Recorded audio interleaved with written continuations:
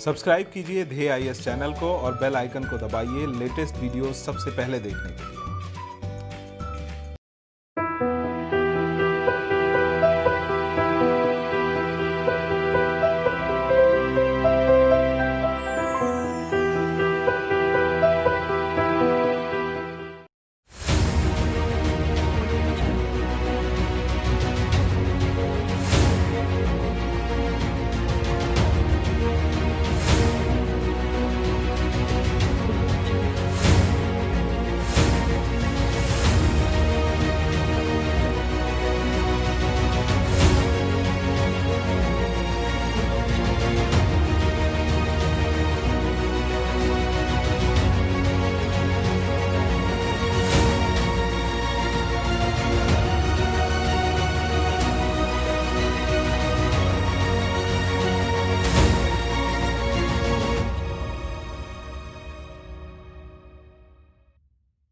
नमस्कार, मैं सुनील वर्मा ध्येय आईएएस टीम की ओर से आपका स्वागत करता हूं ध्येय टीवी पर। हम बात करेंगे डेली करंट अफेयर्स के अपने प्रोग्राम पर, जैसा कि हम प्रतिदिन करते आए हैं। आज की वीडियो में हम बात करेंगे संघाई सहयोग संगठन पर। देखेंगे आखिर संघाई सहयोग संगठन है क्या, इस समय क्यों चर्चा में बना हुआ है, क्यों यह कहा जा रहा है कि भारत इससे आने वाले समय में अलग हो सकता है। आखिर भारत ने कौन कौन से ऐसे कदम उठाए हैं जिनके आधार पर यह बात कही गई है, उसको हम देखेंगे। साथ ही साथ देखेंगे कि क्यों ऐसा कहा जा रहा है कि चीन की विस्तारवादी नीतियों के कारण यह संगठन अपने आप समाप्त हो जाएगा। इसकी जो प्रासंगिकता है, इस वक्त प्रश्न खड़े होने लगे हैं। आइए इसको हम समझने का प्रयास करते हैं। आईआर के पॉइंट ऑफ व्यू से यह टॉपिक काफी महत्वपूर्ण है और इससे प्रारंभिक परीक्षा के साथ साथ मुख्य परीक्षा में प्रश्न पूछे जाने की संभावना है। इसको हम समझते हैं। वर्ष 1996 में चीन एवं 4 पूर्व सोवियत गणराज्यों रूस, कजाकिस्तान, ताजिकिस्तान और किर्गिस्तान ने संघाई 5 नामक संगठन की स्थापना की। स्थापना का उद्देश्य था सीमाओं पर स्थिरता बनाए रखना, शांति बनाए रखना। वर्ष 2001 में पुनः संघाई में ही इस संगठन का शिखर सम्मेलन आयोजित हुआ, जिसमें उज्बेकिस्तान को भी इसका सदस्य बना लिया गया। जब उज्बेकिस्तान को इसका सदस्य बनाया गया, उसके बाद संघाई 5 को संघाई सहयोग संगठन अर्थात संघाई कोऑपरेशन ऑर्गेनाइजेशन एससीओ नाम दिया गया। और तभी से हम क्या करते हैं, इसको एससीओ अर्थात संघाई सहयोग संगठन के नाम से जानते हैं, ना कि संघाई 5 के नाम से। इसीलिए जब आप सर्च करते हैं कि एससीओ अर्थात संघाई कोऑपरेशन ऑर्गेनाइजेशन की स्थापना कब हुई, तो समय आता है वर्ष 2001 का, जब उज्बेकिस्तान को इसमें शामिल कर लिया गया। इसकी जो आधिकारिक भाषा है वह रूसी और चीनी है। इसका मुख्यालय है चीन की राजधानी बीजिंग। कंफ्यूज मत होइएगा, संघाई में नहीं है। जो एससीओ के चार्टर हैं, इन पर वर्ष 2002 में हस्ताक्षर हुआ और यह जो चार्टर है वर्ष 2003 में लागू हुआ। इस चार्टर पर संगठन का जो पूरा संवैधानिक संरचना है उसका उल्लेख है, अर्थात इसके लक्ष्य क्या होंगे, इसके सिद्धांत क्या होंगे, इसमें सदस्य देश कैसे शामिल होंगे, सभी चीज़ों का जिक्र किया गया है। और एससीओ एक स्थायी अंतर सरकारी अंतर्राष्ट्रीय संगठन है, बड़ा संगठन है और इसी के कारण इसका महत्व भी ज़्यादा है। एससीओ एक यूरेशियन राजनीति, शब्द ध्यान दीजिए, यूरेशियन राजनीतिक आर्थिक सुरक्षा संगठन है, जिसका उद्देश्य संबंधित क्षेत्र में शांति, सुरक्षा और स्थिरता बनाए रखना है। अब यूरेशियन शब्द से आप क्या समझते हैं, मुझे कमेंट बॉक्स में जरूर बताइएगा। और इसके साथ एक और शब्द है इसमें, सुरक्षा संगठन है। ठीक इसी प्रकार का सुरक्षा संगठन जैसा कि आपने नाटो का नाम सुना होगा, तो नाटो के विषय में भी अगर आप कुछ जानते हैं तो प्लीज कमेंट बॉक्स में मुझे बताइए। तो हमने ये समझा कि यह यूरेशियन क्षेत्र के राजनीतिक और आर्थिक और सुरक्षा संगठन के रूप में कार्य करने वाला संगठन है। जब सुरक्षा करने की बात आएगी तो कहीं ना कहीं इसके अगेंस्ट में अगर कोई संगठन होगा तो उसके साथ इसका कॉन्फ्लिक्ट होगा, तनाव जरूर क्रिएट होगा। इसकी जो स्थापना जब की गई तो इसका एक प्रमुख उद्देश्य ये भी था कि जो इन क्षेत्रों में नस्लीय और धार्मिक चरमपंथ बढ़ रहा था उससे निपटा जाए, व्यापार और निवेश को बढ़ावा दिया जाए। जैसे आपने देखा होगा उइगर मुस्लिम समुदाय का जो मुद्दा है, या इन क्षेत्रों में कई ऐसे जो है कि जातिगत तनाव हैं जिनके कारण ये क्षेत्र तनाव में बना रहता है, इसको समाप्त करने की भी बात उसमें की गई। कुछ समीक्षक मानते हैं कि एससीओ अमेरिकी प्रभुत्व वाले नाटो का रूस और चीन की ओर से जवाब था। अर्थात जैसे नाटो की स्थापना अमेरिका के द्वारा की गई थी, जिसमें अमेरिका भी शामिल है और पश्चिमी यूरोप के अधिकांश देश शामिल हैं, इसी के जवाब में क्या किया गया, ये चीन और रूस के द्वारा इसकी स्थापना की गई। हालांकि यह जो तर्क है ये कई बार सही भी साबित हुआ है। कारण यह है कि जब भी नाटो के सम्मेलन होते हैं तो रूस और चीन की तो बात उठती भी है, साथ ही साथ जो एससीओ है अर्थात संघाई सहयोग संगठन है, इसकी भी बात होती है कि कैसे संघाई सहयोग संगठन नाटो को कई तरह से चुनौती प्रस्तुत कर रहा है। वर्ष 2001 से इस संगठन का एक अहम मकसद ऊर्जा आपूर्ति से जुड़े मुद्दों पर ध्यान देना भी रहा है। जैसा कि अभी मैं आगे आपको बताऊंगा, जो मध्य एशिया वाला क्षेत्र है वह ऊर्जा के पॉइंट ऑफ व्यू से काफ़ी महत्वपूर्ण है। इसी के कारण इसमें ऊर्जा आपूर्ति बनी रहे, इस पर भी फोकस करने की बात की गई है और आतंकवाद से लड़ना भी इसका उद्देश्य बताया गया है। हालांकि आतंकवाद से लड़ने के लिए जरूरी है कि सभी देश ऐसे देशों का बायकॉट करें जो आतंकवाद को प्रायोजित करते हैं, लेकिन आपको पता है इसका सदस्य देश पाकिस्तान भी है। खैर, भारत को वर्ष 2005 में इसका पर्यवेक्षक सदस्य बनाया गया तथा वर्ष 2017 में एससीओ की 17वीं जो बैठक हो रही थी, तो 17वीं बैठक में इसको भारत को इसका पूर्णकालिक सदस्य बनाया गया और इसके साथ ही एक और सदस्य इसका बना, वह था पाकिस्तान। वर्तमान समय में इसके 8 सदस्य देश जिनका उल्लेख हम कर चुके हैं, चीन, कजाकिस्तान, किर्गिस्तान, तजाकिस्तान, उज्बेकिस्तान, रूस, भारत और पाकिस्तान। इसके 4 ऑब्जर्वर स्टेट भी हैं, देश भी हैं, सदस्य भी हैं। वह कौन से हैं? अफगानिस्तान है, बेलारूस है, ईरान है और मंगोलिया है। इसको थोड़ा ध्यान दीजिएगा। इसमें 6 डायलॉग सहयोगी देश हैं, आर्मेनिया है, अजरबैजान है, कंबोडिया है, नेपाल है, श्रीलंका है और तुर्की है। ये जितने नाम आ रहे हैं सब अभी आगे चल के यूज होंगे, इसलिए मैं इनको बता रहा हूँ। भारत जब इसका सदस्य देश बना तो यह उम्मीद की गई कि चीन, भारत, रूस के संबंध मजबूत होंगे क्योंकि तीनों के सदस्य देश हैं और आतंकवाद के मुद्दे पर सभी देश मिलकर काम करेंगे, जिससे इस क्षेत्र की जो कॉमन प्रॉब्लम है, कॉमन समस्या है, एक चुनौती है आतंकवाद की, उसका मुकाबला आसानी तरीके से कर सकेंगे। इसके साथ ये भी हुआ कि जब भारत भी जुड़ जाएगा, रूस जुड़ा हुआ है, चीन पहले से जुड़ा हुआ है, तो इस क्षेत्र में ऊर्जा सहयोग बढ़ेगा और ऊर्जा सहयोग के साथ साथ जो प्रवासियों का मुद्दा आता है, चाहे चीन से हो, भारत से हो, रूस से हो या जो मध्य एशिया का ये जो देश क्षेत्र है इससे हो, इसमें क्या होगा, प्रवासियों के मुद्दों को टैकल करना आसान होगा। एससीओ में शामिल होते ही भारत दुनिया के सबसे बड़े क्षेत्रीय संगठन के मंच में शामिल हो गया और जिसका प्रयोग वह आतंकवाद को कम करने, क्षेत्रीय अशांति को कम करने के लिए करना चाहता था और इस संगठन का केंद्र जो है कि मध्य एशिया है, इसलिए भारत भी इसको लेकर एक्साइटेड था कि मध्य एशिया वाले क्षेत्र चूंकि ये भारत से समीपता रखते हैं, भारत के पड़ोस में हैं, इसके कारण यहाँ पर अगर शांति स्थापित होती है और इस संगठन के माध्यम से भारत यदि यहाँ पर अपना प्रभुत्व बढ़ाता है तो आने वाले समय में इसको फायदा मिल सकता है।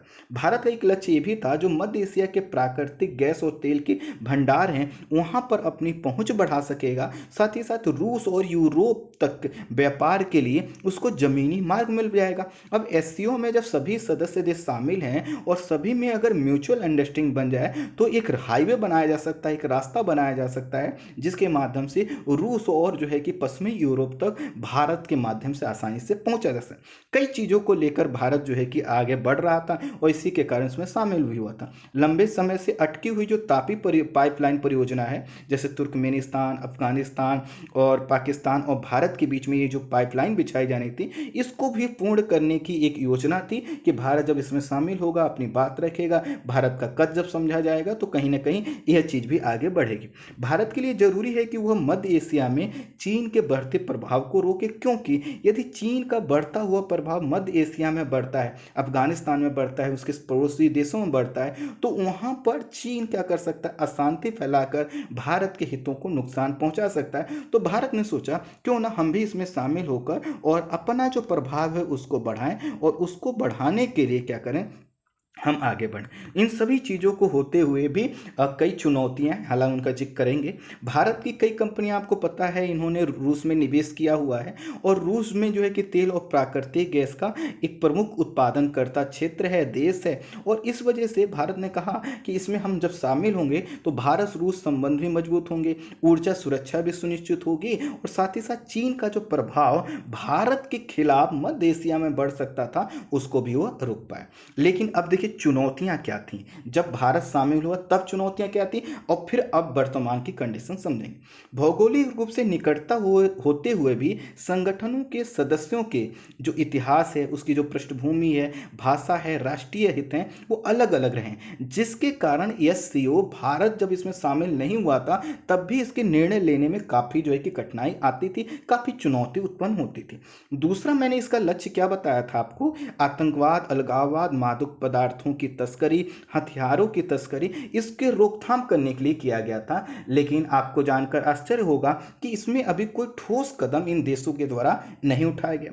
पाकिस्तान भी इसका सदस्य देश है और उसका जो मकसद है वो हमेशा क्या है, भारतीय प्रभाव और कार्यों को रोकना रहा है, जैसा कि वो करता आया है सार्क के माध्यम से। सार्क मतलब south Asian association for regional cooperation के माध्यम से वो जैसा करता आया, वह अभी भी भारत को रोकने का प्रयास करता है। भारत को रोकने के प्रयास के संदर्भ में क्या होता है कि जो संघाई सहयोग संगठन है उसका जो आउटपुट निकलना चाहिए वो नहीं निकल पाता। अब देखिए भारत, ये तो उस समय की चुनौतियां थी। अब कुछ वर्तमान चुनौतियां देखिए, जिसका प्रमुख और एकमात्र कारण चीन है, उसको समझिए। और इसी के कारण कहा जाएगा कि चीन इस संगठन के अस्तित्व के लिए खतरा है। आने वाले समय में यह जो संगठन टूट जाएगा और भारत ने चीन की जो है कि एक्टिविटी को देखते हुए इससे हो सकता है आने वाले समय में खुद को अलग कर ले। समझते हैं आखिर चीन है क्या। चीन इस संगठन के सदस्यों, पर्यवेक्षक राष्ट्रों और डायलॉग में शामिल, जो डायलॉग मेंबर हैं, उनमें शामिल राष्ट्रों के माध्यम से अपनी वन बेल्ट और रोड इनिशिएटिव को बढ़ावा देना चाहता है। अब देखिए जो वन बेल्ट रोड इनिशिएटिव क्या है, एक माध्यम, एक रास्ता है जो कि इन देशों से गुजारना चाहता है। और इस तरह से जब वन बेल्ट रोड इनिशिएटिव को वह बढ़ाना चाहता है तो इसका उद्देश्य क्या है, भारत को घेरना। मैंने आपको पहले भी बताया है कि पल्स की स्ट्रिंग ऑफ पल्स की जो नीति है उसके तहत, या भारत के जो पड़ोसी देश हैं वहाँ पर जो है कि निवेश के माध्यम से चीन क्या कर रहा है, भारत को घेरने का प्रयास कर रहा है। और साथ ही साथ भारत को घेर ही नहीं रहा, बल्कि जो पास में देश हैं और उन देशों में अपना प्रभाव बढ़ाकर वहाँ पर अपने सैन्य अड्डे बना रहा है, वह हाईवे का निर्माण कर रहा है। तो जहाँ पर भी वो निवेश करेगा तो कहीं ना कहीं निवेश का प्रभाव उन देशों में होगा और उन देशों का यूज भारत के खिलाफ किया जा सकता है। अब देखिए ये तो एक आपका एक ही पक्ष था one belt one road initiative का, लेकिन इसके अलावा भी कुछ और पक्ष हैं। वह पहला है कि चीन पामीर क्षेत्र पर कब्जा करने का प्रयास कर रहा है। ध्यान दीजिए, पामीर का जो नॉर्थ गांठ वाला क्षेत्र है यह महत्वपूर्ण क्षेत्र है और यहाँ पर वह कब्जा करने का प्रयास कर रहा है, जिससे तजाकिस्तान के साथ चीन का तनाव है।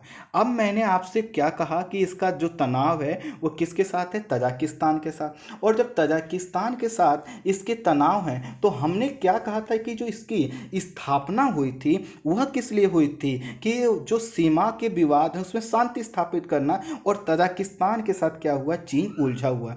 चीन पहले इस देश को पहले चीन ने इस देश को अपने पूर्ण कर्ज के जाल में फंसाया और फिर बदले में क्षेत्र अतिक्रमण की नीति उसने अपनाया। पहले खूब पैसा दिया निवेश के नाम पर और फिर उसने कहा कि अब हमें क्षेत्र चाहिए। और इसी दबाव के कारण वर्ष 2011 में तजाकिस्तान ने इसी दबाव के तहत लगभग 1000 वर्ग किलोमीटर का क्षेत्र चीन को सौंप दिया। जो चीन को सौंपा गया क्षेत्र था, यह जो क्षेत्र है वह बहुत कम है। कम इसलिए है क्योंकि चीन जो इन क्षेत्रों पर दावा करता है अपना, उसका यह मात्र और मात्र 5.5% एरिया है। अर्थात जो 1000 वर्ग किलोमीटर का क्षेत्र सौंपा गया उसके एवज में वह क्या कहता है कि नहीं, ये हमारा पूरा नहीं है, हमें और चाहिए। कितना, 94.5% एरिया। आप समझ सकते हैं कि आखिर ये कैसे संभव हो पाया होगा? ये उसी तरह से संभव हो पाया होगा कि जब क्या हुआ होगा कि जब एक देश ऋण के जाल में फंसता है तो उसके पास कोई विकल्प नहीं रहता और उसने क्या किया, घुटने टेक दिए। दूसरा देखिए, चीन पामीर से निकलने वाली जो नदियां हैं उन पर अपना नियंत्रण स्थापित करना चाहता है, जिससे क्या हो, मध्य एशिया के देश इसको लेकर सशंकित हैं, क्योंकि उनका ये मानना है कि चीन भविष्य में इस क्षेत्र में जल युद्ध प्रारंभ कर सकता है, वाटर वॉर प्रारंभ कर सकता है। इसका मतलब यह है कि जब पामीर क्षेत्र पर उसका कब्जा हो जाएगा, इसी पामीर क्षेत्र से अनेक नदियां निकलती हैं, उनके जल को डाइवर्ट कर सकता है, रोक सकता है। इसलिए यह जो क्षेत्र हैं, जो देश हैं, सशंकित हैं, और यह जो सशंकित होने वाले देश हैं वह एससीओ के ही क्या हैं, मेंबर हैं। कुछ समय पहले ही चीन ने अपने मीडिया के माध्यम से यह प्रचारित करवाया कि जो दो मध्य एशियाई देश किर्गिस्तान और कजाकिस्तान हैं वह ऐतिहासिक रूप से चीन का हिस्सा है। ध्यान दीजिए, किसको बताया, किर्गिस्तान और कजाकिस्तान को ऐतिहासिक रूप से अपना हिस्सा बताया। वहीं अगर आप दूसरे तरफ से देखेंगे तो उसने क्या किया, ताजिकिस्तान से 1000 वर्ग किलोमीटर का क्षेत्र भी हथिया लिया। अब समझिए कि जब वह कह रहा है कि हम क्या करेंगे, पामीर क्षेत्र पर कब्जा करेंगे, पामीर क्षेत्र पर कब्जा कर लेगा तो नदियों पर कब्जा उसका हो जाएगा। उसके बाद उसने जो है कि कहा कि किर्गिस्तान और कजाकिस्तान ऐतिहासिक रूप से चीन का हिस्सा है। इसका मतलब क्या है कि जितने भी इसके सदस्य देश हैं सबका क्षेत्र क्या करना चाहता है, वह हड़पना चाहता है। रूस के साथ भी चीन का सीमा विवाद है। हालांकि रूस की जो सैन्य पावर है वो थोड़ा मजबूत है, इसके कारण जो है कि वह आक्रामक रूप नहीं अपना पाता है। लेकिन मध्य एशिया में वो कर क्या रहा है, मध्य एशिया में वह अपना प्रभाव बढ़ाकर रूस को नियंत्रित करना उसने प्रारंभ कर दिया। आने वाले समय में जिस तरह से चीन आगे बढ़ रहा है, रूस उससे पिछड़ रहा है, तो इन्हीं देशों को रूस के खिलाफ भी वह यूज कर सकता है। इसी के कारण हर तरह से ना सिर्फ वो अपनी प्रसारवादी नीति अपना रहा है, बल्कि जो है कि बेल्ट वन रोड इनिशिएटिव के तहत वो पैसे खर्च कर रहा है और इन सभी चीज़ों से क्या कर रहा है, देशों को डरा रहा है, धमका रहा है और कर्ज देकर उनको फंसा भी रहा है। उद्देश्य एक ही है कि जो मध्य एशिया वाला क्षेत्र है उसको अपने नियंत्रण में स्थापित करना।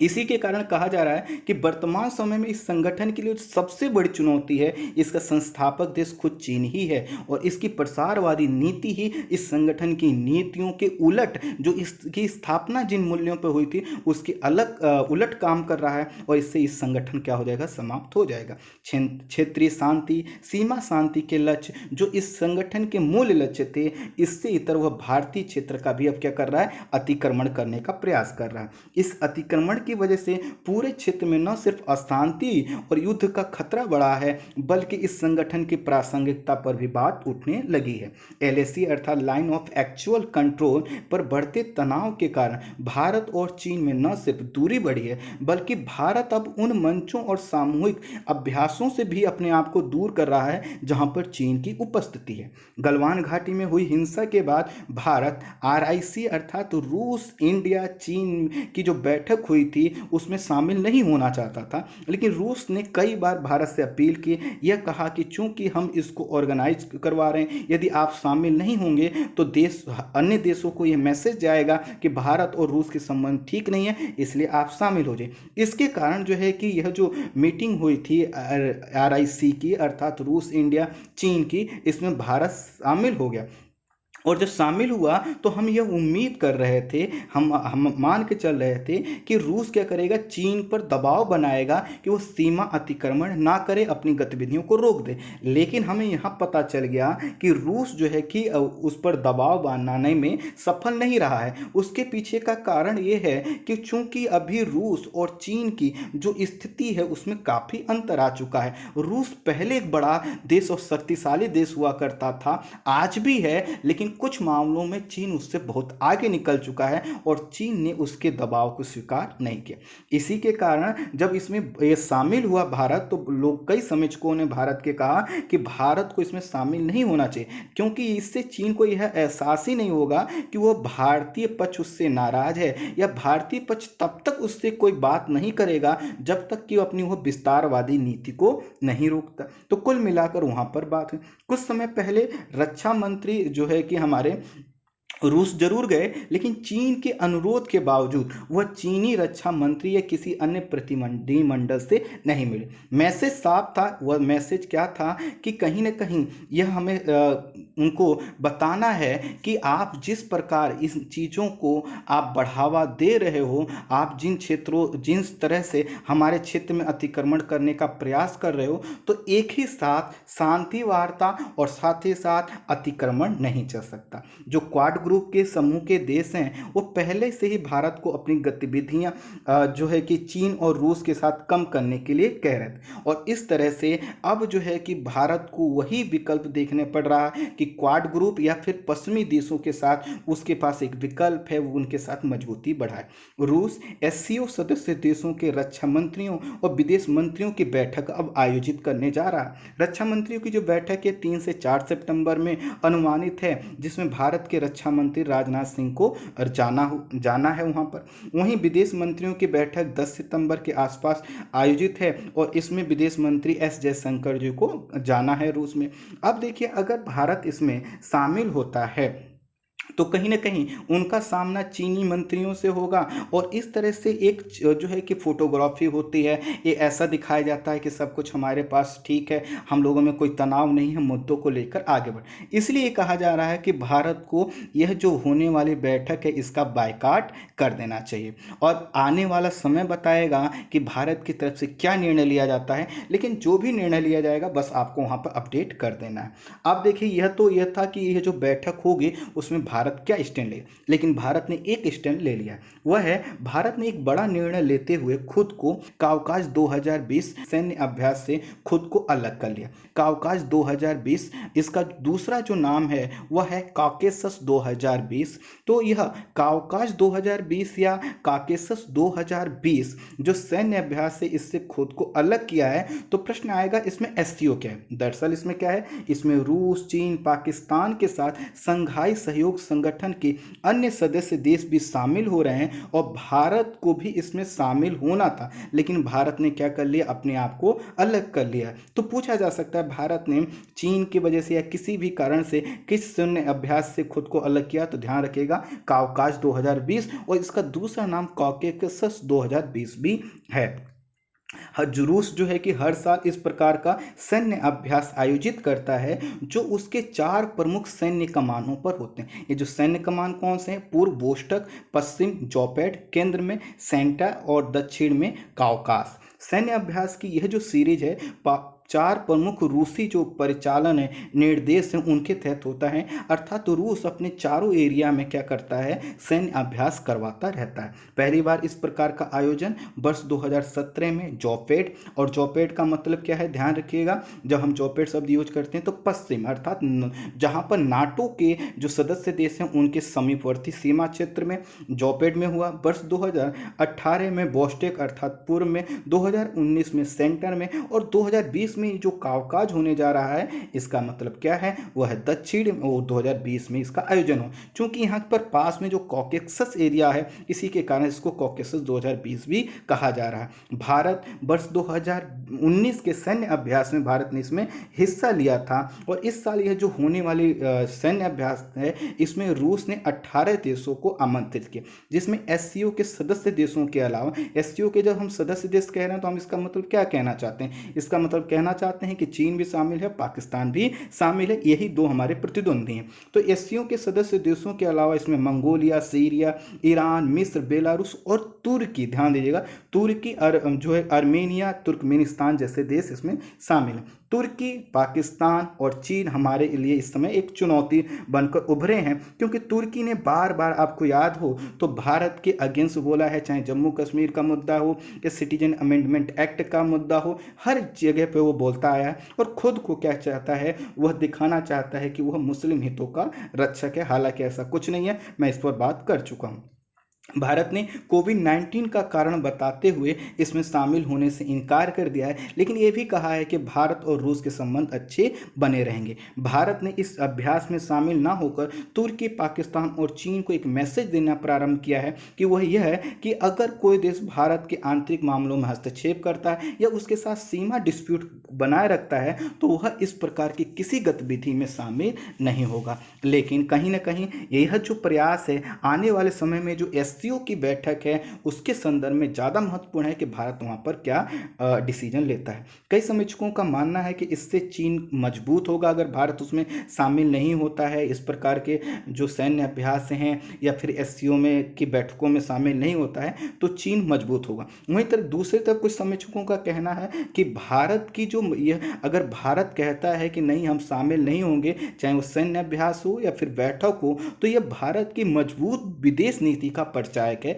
जैसा कि आपने देखा होगा चाहे अमेरिका हो या फिर अन्य देश हों, जब उनको अपनी मजबूत विदेश नीति अपनानी होती है तो क्या शो करते हैं, टिट फॉर टैट। अगर आपने हमारे साथ गलत किया तो हम भी आपको बख्शेंगे नहीं। तो कहीं ना कहीं कुछ लोग इसको इस रूप में देख रहे हैं। कुछ समीक्षकों का वर्तमान तनाव को देखते हुए भी कहना है कि भारत को खुद को संघाई सहयोग संगठन से अलग होकर जो क्वाड समूह है, अब मुझे थोड़ा क्वाड समूह के सदस्य देश जो हैं उनका नाम बताइए। तो क्वाड समूह के जो सदस्य हैं उनके साथ या पश्चिम के जो संगठन है, चाहे यूरोपीय यूनियन के हों या फिर नाटो हो, उनके साथ भारत को अपनी मजबूती बढ़ानी चाहिए। अब चुनौती भारत के सामने ये है कि आखिर वह कैसे रूस को हैंडल करें, क्योंकि देखिए चीन को हैंडल करना तो कोई बड़ी बात नहीं है, उससे तो हम अलग संबंध कर सकते हैं, लेकिन यहाँ पर जो कंसर्न है वह रूस को लेकर है। और चूंकि आपको पता है कि यह जो एससीओ है यह लगभग जो है कि पूरे विश्व का अर्थात स्थलीय भाग का